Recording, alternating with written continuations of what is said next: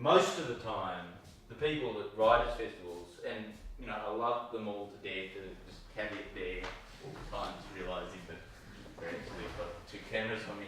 But it's not so much here, like I haven't noticed that here. A very unpretentious bunch in Albany, unfortunately. At the Sydney Writers' Festival, literally, and I say this to you, Mr. Dressed in Black Man, but literally 60% of people are dressed in black, and with black skivvies and all that sort of stuff.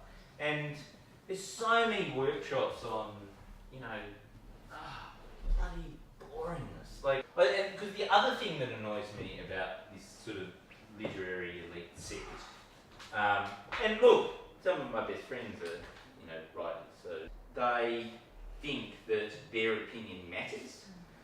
Who cares whether the people at the Sydney Writers' Festival think that refugees are good or bad? Whether, like, and you know what? Anyone else got an angry thing to say?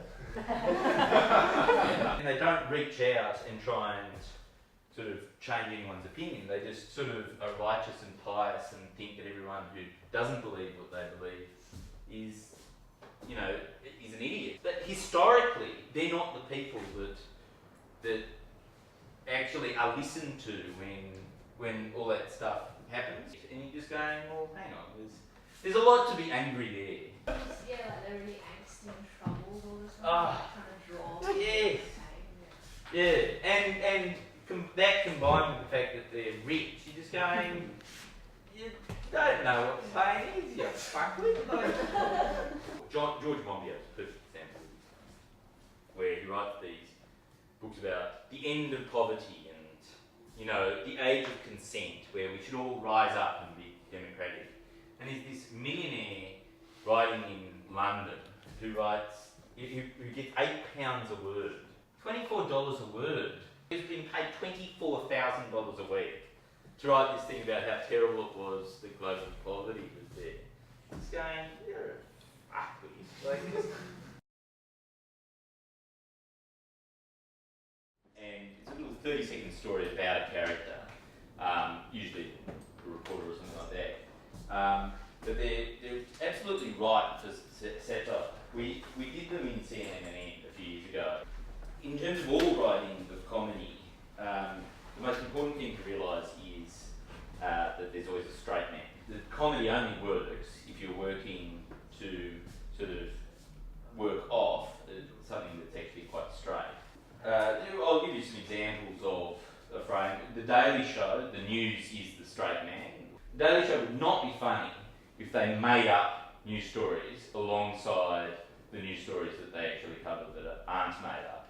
You have to know that the premise of every story that they're telling you is true, and that if they then go off on some comedic flight, it's only on the basis that, you know, Obama has done this or Biden has done that.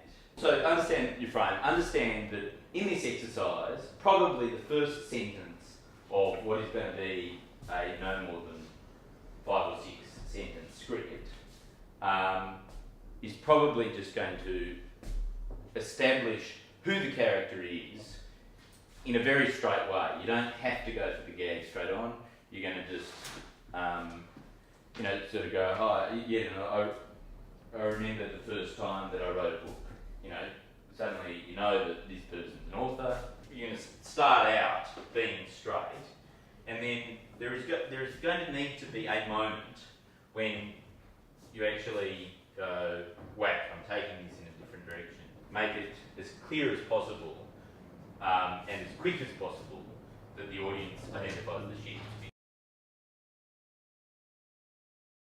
If the character is high status, probably what you're going to have to do is make him out to be incredibly low status. Presumably he's going to have to be crass, or you've got to bring him down to size. If your character is low status and it's an audience member or something like that, you're going to actually have to shift their status up, or maybe even make it even lower. Like, sometimes the subversion of expectations is actually the fulfillment of expectations. But like Baldrick is the perfect example of that, which is you never think Baldrick in Blackadder can never get any lower, and yet he constantly surprises you by the fact that he's cappuccino chocolate grains out of poo and stuff like that. The process that we always engaged in, especially in the early days of the Chaser, was ask yourself what is the essential outrage about whatever person you're writing about. Because it said that all great comedy comes from a place of anger, and I think that's true of all writing.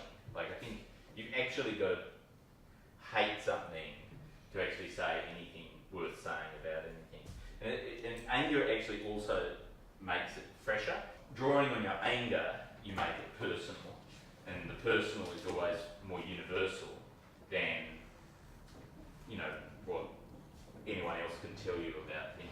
And that's what you're trying to do in satire, is you're trying to find the gap between who people think they are, which is their sort of character, their inner monologue, and the actions that people actually have. The last thing I'd just like to say is know your audience. So this exercise is being done with an audience in mind, which is on Sunday. It will be shown at and it Sunday captures all the sort of wonderful highlights of the Writers' Circle. So the thinking was, and I think it'll involve a few of the sort of people that be involved in it. When I was thinking of this exercise, I was thinking, what's something that will absolutely irritate those people? And but also like, oh, well, fair cop, well, I suppose we all are wankers in the end. And that's why.